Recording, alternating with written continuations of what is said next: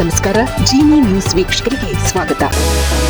ಉತ್ತರ ಪ್ರದೇಶದ ಪವಿತ್ರ ನಗರವಾಗಿರುವ ಮಥುರಾದಲ್ಲಿ ಹೊಸ ವರ್ಷದ ಮುನ್ನಾ ದಿನದಂದು ಆಯೋಜಿಸಲಾಗಿದ್ದ ಬಾಲಿವುಡ್ ನಟಿ ಸನ್ನಿ ಲಿಯೋನ್ ಅವರ ಡಿಜೆ ಕಾರ್ಯಕ್ರಮವನ್ನು ಸ್ಥಳೀಯ ಮಠಾಧೀಶರು ಹಾಗೂ ಭಕ್ತರ ತೀವ್ರ ಪ್ರತಿಭಟನೆಯ ಹಿನ್ನೆಲೆಯಲ್ಲಿ ರದ್ದುಗೊಳಿಸಲಾಗಿದೆ.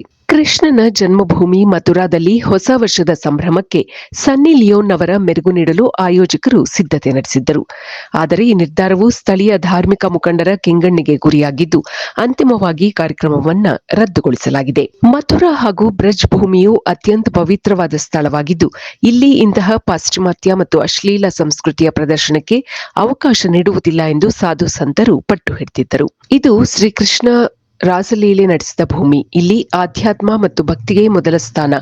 ಸನ್ನಿ ಲಿಯೋನ್ ಅವರಂತಹ ಕಲಾವಿದರ ಕಾರ್ಯಕ್ರಮಗಳು ಇಲ್ಲಿನ ಧಾರ್ಮಿಕ ಭಾವನೆಗಳಿಗೆ ಧಕ್ಕೆ ತರುತ್ತದೆ ಎಂದು ಶ್ರೀಕೃಷ್ಣ ಜನ್ಮಭೂಮಿ ಸಂಘರ್ಷ ನ್ಯಾಸ್ನ ಮುಖಂಡರು ಆಪಾದಿಸಿದ್ದಾರೆ. ತೀವ್ರ ಪ್ರತಿಭಟನೆಯ ನಂತರ ಕಾರ್ಯಕ್ರಮವನ್ನು ಆಯೋಜಿಸಿದ್ದ ಖಾಸಗಿ ಹೋಟೆಲ್ ಮತ್ತು ಬಾರ್ನ ಮಾಲೀಕರು ಸನ್ನಿ ಲಿಯೋನ್ ಅವರ ಕಾರ್ಯಕ್ರಮವನ್ನು ರದ್ದುಗೊಳಿಸಿದ್ದಾರೆ. ಪ್ರದರ್ಶನದ ಟಿಕೆಟ್ ಖರೀದಿಸಿದವರಿಗೆ ಪೂರ್ಣ ಹಣವನ್ನು ಮರುಪಾವತಿ ಮಾಡುವುದಾಗಿ ಆಯೋಜಕರು ತಿಳಿಸಿದ್ದಾರೆ. ಈ ಕಾರ್ಯಕ್ರಮಕ್ಕಾಗಿ 20,000ದಿಂದ 2 ಲಕ್ಷದವರೆಗಿನ ಟಿಕೆಟ್ ದರ ನಿಗದಿಪಡಿಸಲಾಗಿತ್ತು. ಇದು ಈ ದಿನದ ನಿರಂತರ ಸುದ್ದಿಗಳಿಗಾಗಿ ವೀಕ್ಷಿಸುತ್ತಿರಿ ಜಿನಿ ನ್ಯೂಸ್. ನಮಸ್ಕಾರ.